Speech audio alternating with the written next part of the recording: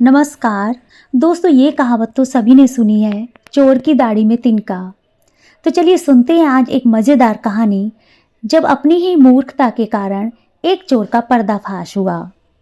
एक बार एक व्यापारी अपने किसी काम से कुछ दिन के लिए शहर से बाहर गया था। जब वो लौटता है तो देखता है उसके घर में चोरी हो चुकी, उसकी पूरी तिजोरी खाली पड़ी थी। व्यापारी ने अपने सभी नौकरों को अपने पास बुलाया और कहा, लगता है तुम में से ही किसी ने ये काम किया है। सच सच बताओ, ये किसका काम है? सभी नौकरों ने एक ही जवाब दिया, मालिक हमें नहीं पता ये किसने किया।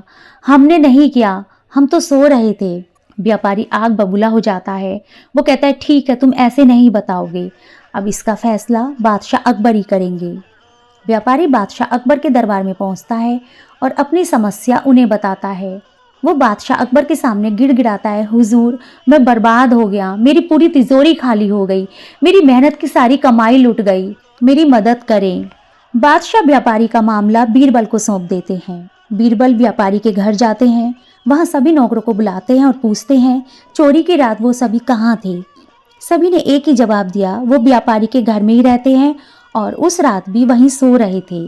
बीरबल ने उनकी बात मान ली और कहा, ठीक है, फिर आप सभी को परेशान होने की कोई ज़रूरत नहीं है। मेरे हाथ में कुछ जादुई छड़ियाँ हैं, मैं आप सभी को एक एक छड़ी दूंगा। जो भी चोर होगा उसकी छड़ी आज रात 2 इंच लंबी हो जाएगी।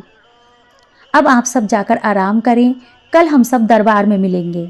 अगले दिन दरबार में व्यापारी और उसके सभी नौकर अपनी अपनी छड़ियों के साथ वहाँ आते हैं। बीरबल ने देखा कि सभी की छड़ी एक बराबर है, पर एक नौकर की छड़ी 2 इंच छोटी हो गई।